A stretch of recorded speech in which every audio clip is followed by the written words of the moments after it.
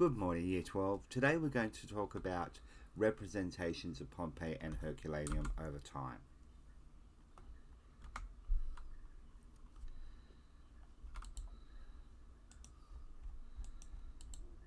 Neoclassicism and Romanticism, the 18th and 19th century. The various representations of Pompeii and Herculaneum during these centuries were influenced by two European movements. Neoclassicism, a movement in the decorative and visual arts, theatre, music and architecture that drew its inspiration from ancient Egypt and Rome. 2. Romanticism, an artistic, literary, musical and intellectual movement characterized by its emphasis on emotion, imagination, individualism and glorification of the past and nature. The poets and artists associated with the Romantic movement revelled in the melancholy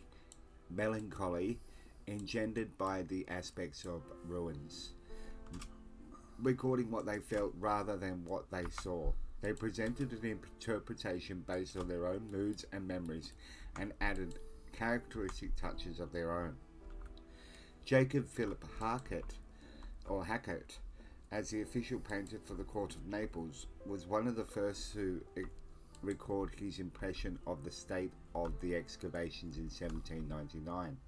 In his painting The Excavations at Pompeii, he combined an image of the ruins with that of a pastoral ideal, a peaceful, fertile landscape with flocks, orchards, vineyards and peasants. The architect-artist Francois Mazoy, in his 454 drawings in the ruins of Pompeii in 1812, seemed to bring out the poetry of the ruins, even while attempting to document what he saw. In a letter to a friend, Mazoy continued his poetic feel for the site. I was in Pompeii, perched on a narrow ruined wall, when suddenly it shifted and then collapsed, throwing me straight down, headfirst into an antique marble floor beneath. I must confess, I can think of no better way to die, nor of any better place to be buried.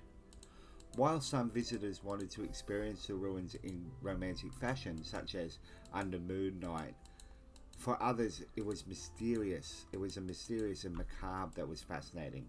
Grisly scenes complete with skeletal remains were often staged for visiting dignitaries.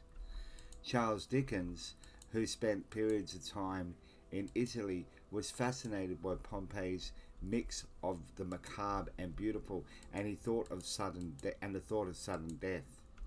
In 1846, he wrote Pictures from Italy.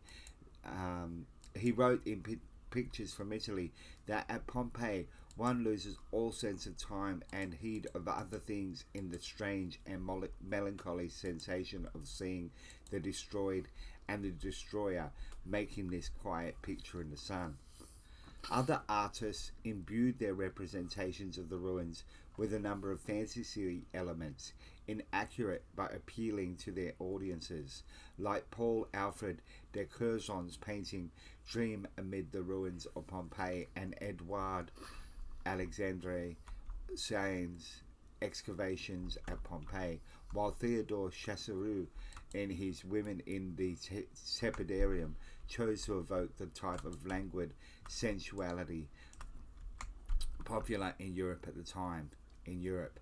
Many artists and writers used the fate of Pompeii as a powerful metaphor for death's abrupt invasion and universal extinction.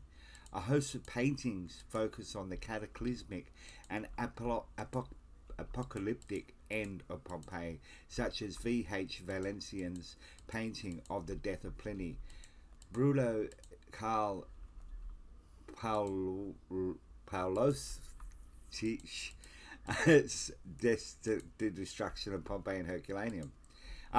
Doomsday in Pompeii, as though God was taking vengeance on a pagan people.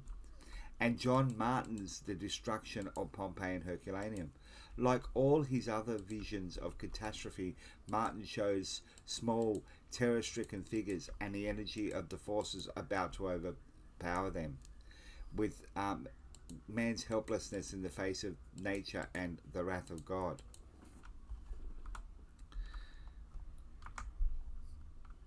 In the popular culture of the 19th century, Giovanni Puccini wrote an opera, The Last Day of Pompeii, complete with the erupting Vesuvius, which was an immediate hit at La Scala, and the popular novel The Last Days of Pompeii, written several years later by Edward George Bulwer Lytton, an imaginative reconstruction of the human and social tragedy, became a bestseller. He was supposed to have been inspired by the sight of a preserved skeleton and to have kept the skull on his desk as he wrote. It is a romantic story with a Pompeian setting, a story in the grand Victorian tradition. In it, he describes in vividly descriptive language how the elements of civilization disappeared in this night flight to self-preservation, and narrates the final horror of the lava flow which transforms Pompeii and its environment into a scene from hell.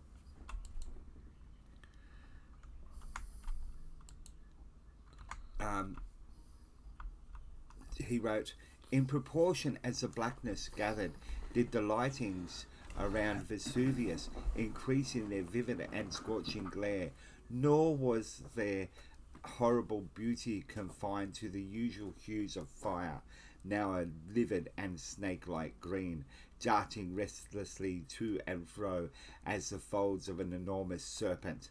Sometimes the cloud appeared to assume quaint and vast mimicries of human or monster shapes, striding across the gloom, hurtling one upon the other, and vanishing swiftly into the turbulent abyss of shade, so that to the eyes and fancies of the affrighted wanderers, the unsubstantial vapours were as the bodily forms of gigantic foes, the agents of terror and death.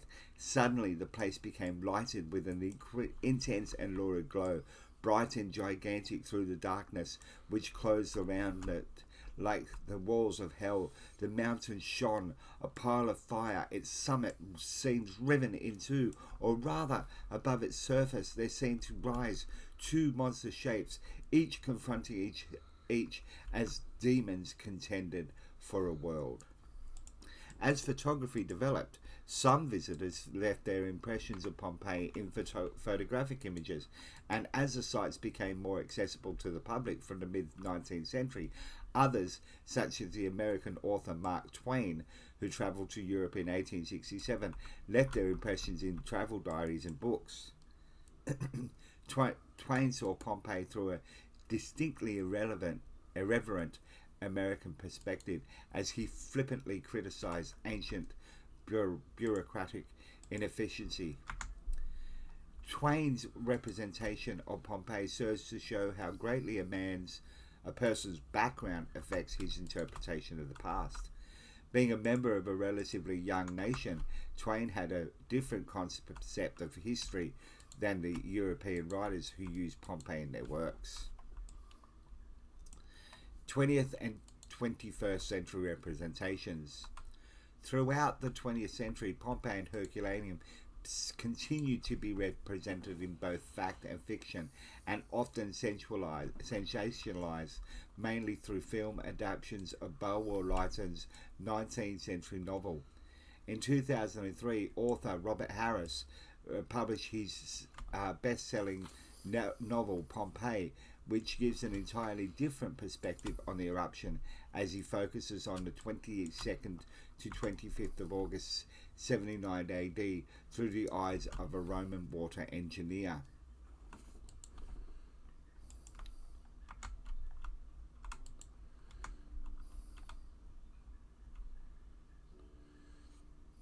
For those who will never get the opportunity to see the cities of Vesuvius firsthand, there are a number of excellent documentaries and digital tours on YouTube.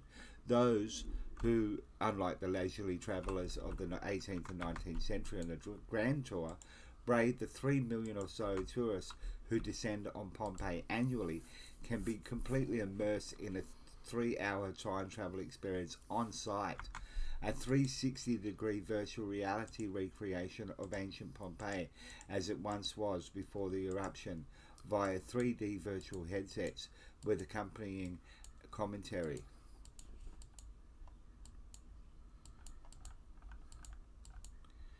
The historical accuracy of the 2014 film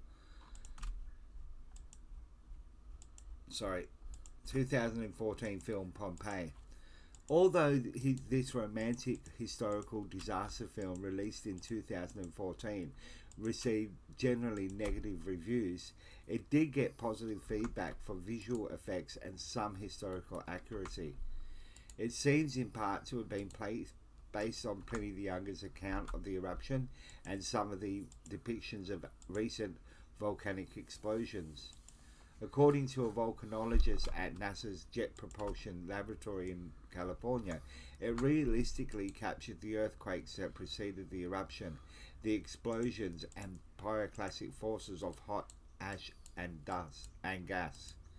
It also included some real footage of lightning often seen in ash clouds.